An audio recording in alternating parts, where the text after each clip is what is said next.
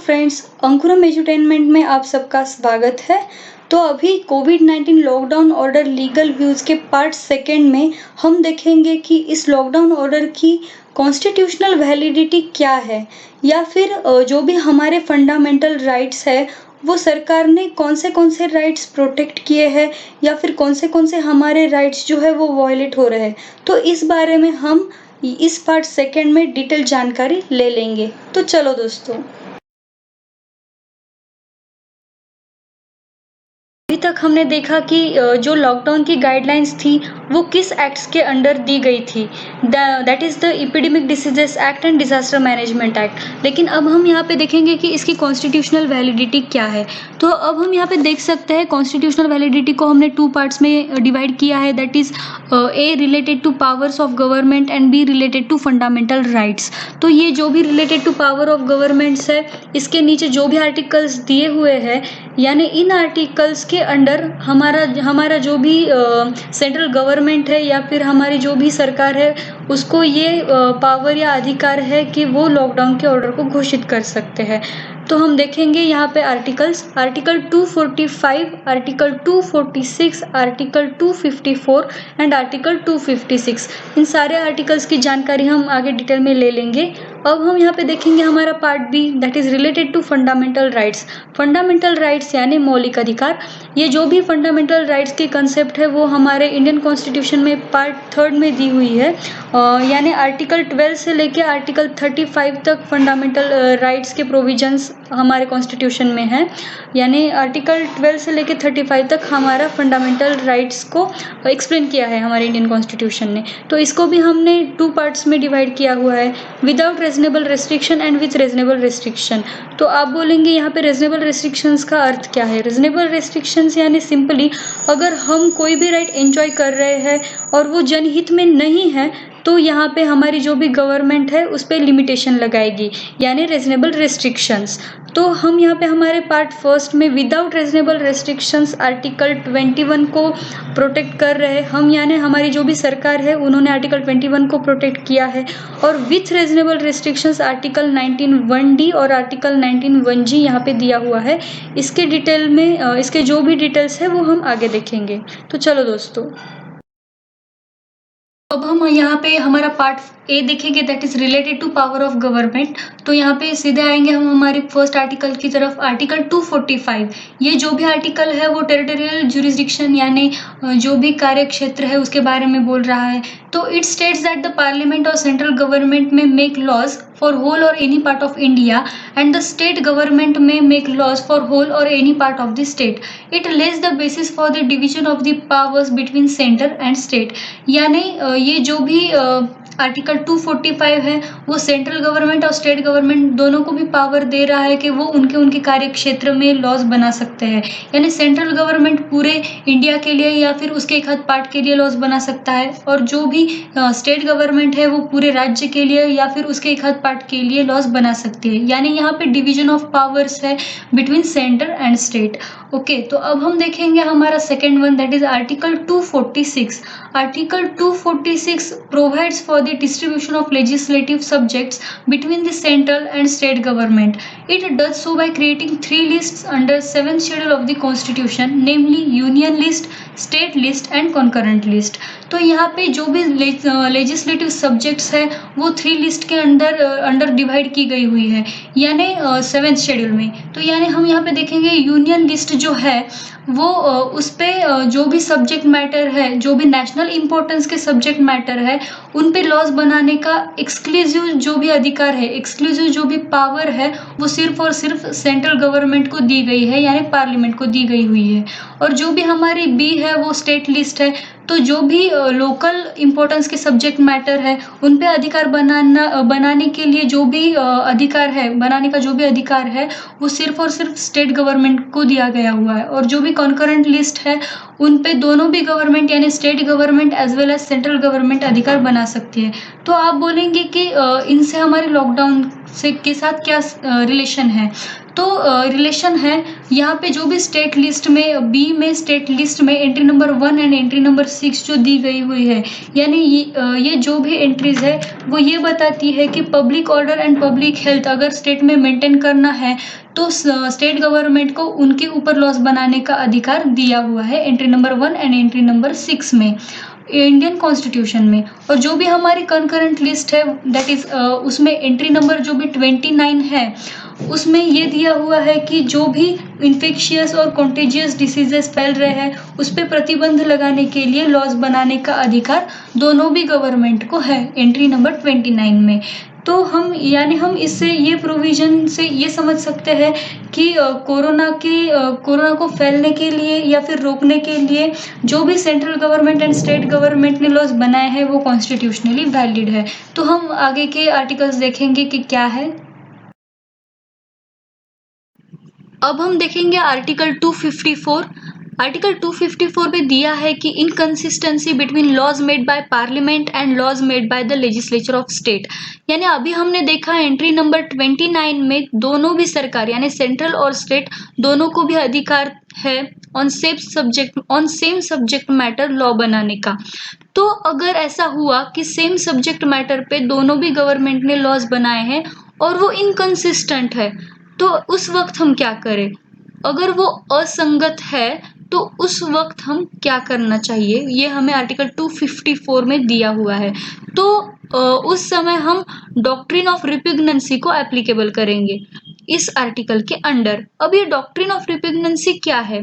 The law made by the parliament whether passed before और after the law made by the legislature of such state or as the case may be, the existing law shall prevail and the law made by the legislature of the state shall to the extent of repugnancy be void।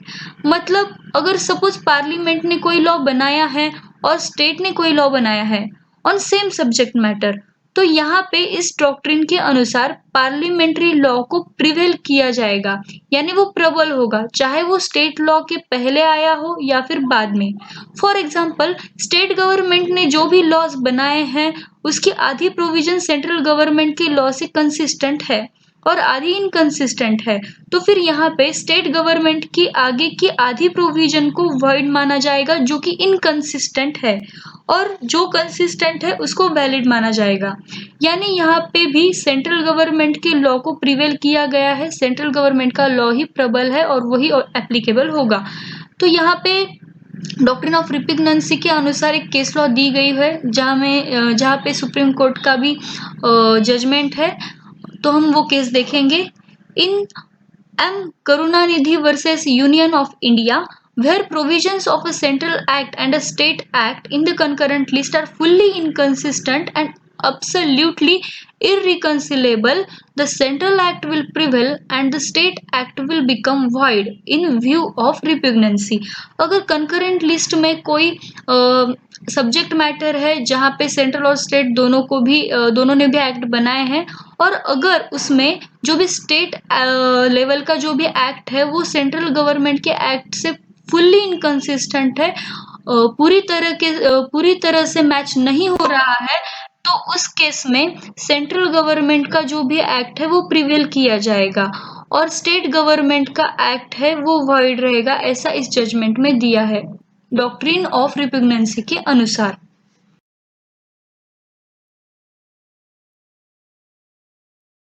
अब हम बात करेंगे article 256 की। The central government can give directions for the implementations of laws that are made by the parliament and states have to follow such order. Here the central government has passed the lockdown order and under this article the states have to follow this order as it was made to prevent the spread of corona virus. अब यहाँ पे जो भी article 256 दिया गया हुआ है वो यानी जो भी हमारा इंडियन कॉन्स्टिट्यूशन है उनमें आर्टिकल 256 से लेके 263 तक एडमिनिस्ट्रेटिव रिलेशंस को मेंशन किया है। तो ये जो भी आर्टिकल 256 है ये यूनियन और स्टेट के जो भी ऑब्लिगेशंस है उनके बारे में बोल रहा है। इस आर्टिकल का फर्स्ट पार्ट जो है वो स्टेट के एग्जीक्यूटिव पावर्स के बारे में बोल रहा है कि अगर किसी भी राज्य को उनके एग्जीक्यूटिव पावर्स का यूटिलाइजेशन करना है तो उन्हें यहाँ पे जो भी पार्लियामेंट्री लॉज है या फिर उस स्टेट में कोई भी प्री एग्जिस्टिंग लॉज को प्रिवेल किया हुआ है तो उन्हें ध्यान में रखते हुए या फिर उनकी कन्फर्मिटी के साथ ही अपनी एग्जीक्यूटिव पावर्स को यूटिलाइज करना होगा। और जो भी यहाँ का सेकेंड पार्ट है वो सेंटर के एग्जीक्यूटिव पावर्स को मेंशन कर रहा है, यानी यहाँ पे जो भी सेंट्रल गवर्नमेंट को ये एग्जीक्यूटिव पावर्स है, यानी यहाँ पे मीन्स हमारा जो भी सेकेंड पार्ट है उसमें सेंट्रल गवर्नमेंट को ये एग्जीक्यूटिव पावर है कि वो किसी भी स्टेट को एक आध स्पेसिफिक पर्पज के लिए डायरेक्शंस दे सकती है as a government of India. तो जो भी डायरेक्शन सेंट्रल गवर्नमेंट ने स्टेट को दी है वो यहाँ पे स्टेट गवर्नमेंट को फॉलो करनी ही पड़ती है, ये हमारे आर्टिकल 256 में दिया हुआ है। तो अब हम देखेंगे आगे, that is our fundamental rights. तो अब हम यहाँ पे बात करेंगे हमारे part B, that is related to fundamental rights की, यानी constitutional validity related to fundamental rights. इसमें आर्टिकल 21, ये जो भी आर्टिकल 21 है इसका टाइटल है कि no person can be deprived of his life और personal liberty except in accordance with the procedure established by law, यानी article 21 speaks about right to life and personal liberty. तो हमारे जो भी पीएम है नरेंद्र मोदी जी, उन्होंने भी अपने स्पीच में कहा था जान है तो जहान है। तो ये बात सच है दोस्तों, अगर हमारी लाइफ है तो ही हमारे अदर जो भी राइट्स है वो एग्जिस्टेंस में है, यानी अगर हमारी लाइफ ही नहीं होगी तो हम जो भी अदर अधिकार से जो भी बाकी के अधिकार है, राइट्स है, उनको लेके हम क्या करेंगे, ये तो सच बात है। लेकिन अभी आर्टिकल 21 में बात आती है रीजनेबल रिस्ट्रिक्शंस की। तो हमने पहले जो भी हमारी ट्री डायग्राम देखी थी उसमें हमने देखा था कि हमने यहाँ पे लिखा था विदाउट रीजनेबल रिस्ट्रिक्शंस, यानी आर्टिकल 21 को भी हम रीजनेबल रिस्ट्रिक्शंस लगा सकते हैं। तो इस आर्टिकल 21 के अंतर्गत सरकार को किसी की लाइफ या पर्सनल लिबर्टी के साथ या फिर पर्सनल लिबर्टी से डिप्राइव करने का अधिकार है। दैट इज यहाँ पे सरकार रीजनेबल रिस्ट्रिक्शंस लगा सकती है, लेकिन उसे भी एक कंडीशन है, अगर लॉ ने ऐसी कोई प्रोसीजर इस्टेब्लिश्ड की है तो ही हम रीजनेबल रिस्ट्रिक्शंस यहाँ पे लगा सकते हैं। लेकिन यहाँ पे इस आर्टिकल को कोई भी रीजनेबल रिस्ट्रिक्शंस इम्पोज नहीं किया गया हुआ है, यानी सरकार ने हमारा जो भी ये आर्टिकल 21 है that is right to life, ये पूरी तरह से प्रोटेक्ट किया है। या यहाँ पे हम एक देख सकते हैं, यहाँ पे केस लॉ दी गई है, that is in state of Punjab versus MS Chawla. तो हम पढ़ते हैं इस केस का जजमेंट क्या है। तो यहाँ पे this case has interpreted article 21 in a broad manner stating that right to health is integral to the right to life. The government has a constitutional obligation to provide health facilities. Thus, the state has a positive obligation under this Article 21 of the Constitution to swing into action in the present pandemic to protect the lives of its people. तो इस case law के according Supreme Court ने right to life को बहुत अच्छी तरह से interpret किया है कि right to life includes right to health. अगर हमारी हेल्थ अच्छी हो तो ही हम हमारी जिंदगी अच्छी तरीके से जी सकते हैं। और सुप्रीम कोर्ट ने आगे ये भी कहा है कि सरकार का ये भी कर्तव्य है कि जनता को उनका स्वास्थ्य संतुलित रहने के लिए सुविधाएं प्रदान करना। तो ये हो गया right to life includes right to health के बारे में। अब हम आगे देखेंगे कि ऐसे कौन से फंडामेंटल राइट्स है जो सरकार ने प्रोटेक्ट किए हैं या फिर उन पे रीजनेबल रिस्ट्रिक्शंस लगाया है। तो अब हम यहाँ पे देख सकते हैं कि यहाँ पे और फंडामेंटल राइट्स दिए हुए हैं। तो ये जो भी दो फंडामेंटल राइट्स यहाँ पे दिए हुए हैं वो अफेक्टेड है, यानी इस पे सरकार ने रीजनेबल रिस्ट्रिक्शंस लगाए हुए हैं। तो अब हम देखेंगे कि ये क्या है। The lockdown primarily affects the fundamental rights laid down in. तो यहाँ पे सबसे पहले article 19(1)(d which protects the right of free movement with in the territory of India, यानी जो भी आर्टिकल 19(1)(d है वो हमें यहाँ से वहाँ जाने के लिए या फिर हमें माइग्रेशंस या फिर मूवमेंट करने का या फिर एक जगह से दूसरी जगह जाने का अधिकार जो है, स्थलांतर करने का जो भी अधिकार है वो हमें इस आर्टिकल के द्वारा प्राप्त होता है। और जो भी आर्टिकल 19(1)(g है that secures the right to carry out occupation trade और business and to practise any profession in this country, यानी यहाँ पे किसी भी व्यक्ति को कोई भी व्यवसाय या पेशा अपनाने या व्यापार करने का अधिकार या विद इन द कंट्री, यानी इस कंट्री में ही करने का जो भी अधिकार है वो इस आर्टिकल के द्वारा प्राप्त होता है। तो हम आगे देखते हैं कि क्या है। The concept of reasonable restrictions is mentioned in Article 19(5) and Article 19(6) of the Constitution, which makes it clear that such restrictions can be imposed on the rights provided in the given article of the fundamental rights in the interest of the general public।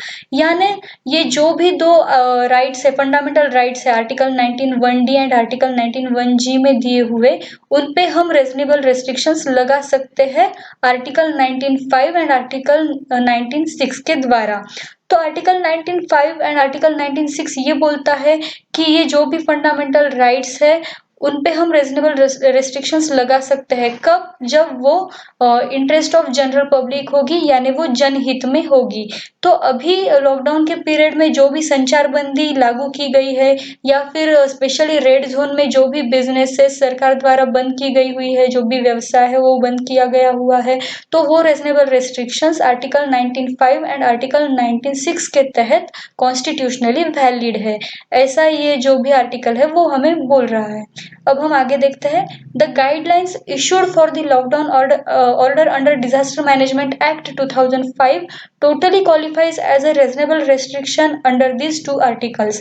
यानी जो भी guidelines disaster management act 2005 में दी गई हुई है, यानी जो भी रेस्ट्रिक्शंस लगाए गए हुए हैं, वो आर्टिकल 19(5) और आर्टिकल 19(6) के अंदर और अंतर्गत टोटली वैलिड है और क्वालिफाई हो रहा है आर्टिकल 19(5) और आर्टिकल 19(6) के अंडर, ये जो भी गाइडलाइंस है वो।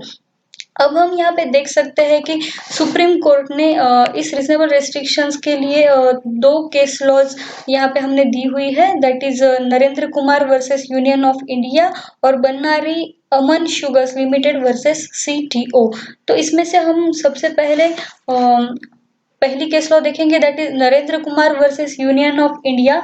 इस केस लॉ में दिया हुआ है कि restrictions should not be more than necessary reasonable restrictions and it should be in the interest of public. यानी इसमें सुप्रीम कोर्ट ने ये जजमेंट दिया हुआ है कि जो भी रेस्ट्रिक्शंस हम इम्पोज कर रहे हैं, यानी सरकार इम्पोज कर रही है, वो नेसेसरी होनी चाहिए। अननेसेसरी रीजनेबल रेस्ट्रिक्शंस को इम्पोज नहीं करना चाहिए, और जो भी रेस्ट्रिक्शन सरकार इम्पोज कर रही है वो पब्लिक इंटरेस्ट में होनी चाहिए, यानी जनहित में होनी चाहिए। और हमारी दूसरी केस लॉ हमें ये बताती है, Bannari Amman sugars limited versus CTO, that the supreme court had further observed that a reasonable restriction which is imposed in the state cannot be called unreasonable just because it uses harsh measures for its application। यानी अगर सरकार द्वारा कोई सख्त नियम यानी harsh measures apply हो रहे हैं रीजनेबल रेस्ट्रिक्शंस लगाने के लिए, या फिर रीजनेबल रेस्ट्रिक्शंस को सख्त तरीके से सरकार अप्लाई कर रही है, तो वो सिर्फ सख्त है या फिर हार्श है, इसीलिए वो अनरीजनेबल नहीं हो सकती, या फिर हम उसको अनरीजनेबल नहीं ठहरा सकते। तो यानी सिंपली सरकार यहाँ पे हार्श मेजर्स को भी एप्लीकेबल कर सकती है अगर वो जनहित में है तो, यानी वो पब्लिक इंटरेस्ट में है तो। ये दो केस लॉ है जो हमें रीजनेबल रेस्ट्रिक्शंस के बारे में बता रही है। तो अब तक हमने जो भी फंडामेंटल राइट्स देखे हैं उनमें से कुछ राइट्स यानी आर्टिकल 21 जो है वो सरकार ने प्रोटेक्ट किया हुआ है, और आर्टिकल 19(1)(d) और आर्टिकल 19(1)(g) के अंडर जो भी हमारे अधिकार है उन पे सरकार ने रीजनेबल रेस्ट्रिक्शंस लगाए हुए हैं जो कि वैलिड है। तो अब हम देखेंगे कि ऐसे कौन से ऑप्शन सरकार के पास थे जो सरकार लगा सकती थी, लेकिन उसके पीछे जो भी वैलिड रीजन है उसके वजह से सरकार ने उसको एप्लीकेबल नहीं किया। चॉइसेस द गवर्नमेंट हैड, यानी हमारे सरकार को ऐसी कौन सी चॉइसेस थी कि जिनके अंडर सरकार लॉकडाउन ऑर्डर घोषित कर सकता था। तो हम इसका सबसे पहला पॉइंट देखेंगे, there is some debate in the media that the government could have declared a national emergency under article 352 of the constitution. यानी हमारी जो भी सरकार है उसको आर्टिकल 352 के अंडर नेशनल इमरजेंसी को डिक्लेयर करने की भी चॉइस थी, लेकिन सरकार ने ऐसा क्यों नहीं किया, इसका रीजन हम देखते हैं। However, this was legally not permissible as post the amendment of this article in 1978, that is 44th amendment. Such an emergency can be declared only if the security of India or any part thereof is threatened by war, external aggression or armed rebellion. These are only the three grounds under which an emergency can be declared under the article 352। यानी यानी year 1978 यानी 44th amendment के बाद सिर्फ 3 ही case में national emergency को declare किया जा सकता है, यानी यही लीगली परमिजिबल है। वॉर यानी युद्धजन परिस्थिति, एक्सटर्नल एग्रेशन यानी बाहरी आक्रामकता और आर्म्ड रिबेलियन यानी सशस्त्र विद्रोह।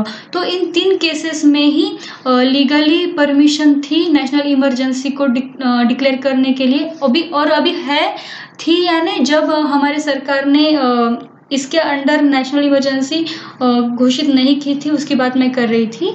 तो legally not permissible under except these 3 cases.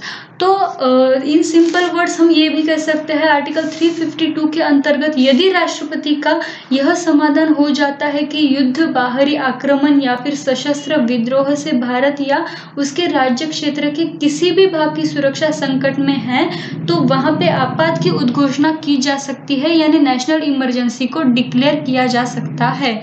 लेकिन अभी हमारा जो भी कोरोना वायरस का पैंडेमिक यानी जो भी महामारी चल रही है, वो इन 3 केसेस में बिल्कुल भी नहीं बैठ रही या फिर मैच नहीं हो रही है। तो इसकी वजह से सरकार ने नेशनल इमरजेंसी को डिक्लेयर नहीं किया है। सो effectively the only choice the government had was rely on entry 29 of the concurrent list and invoke its powers under the disaster management act 2005 which it did. So government के पास सिर्फ entry number 29 यही एक option बचा था। तो सरकार ने इसके अंतर्गत ही जो भी गाइडलाइंस डिजास्टर मैनेजमेंट एक्ट 2005 के अंतर्गत जो भी गाइडलाइंस बनाई है, वही अभी हमारे पास ऑप्शन बचा था और सरकार ने वही एप्लीकेबल किया है।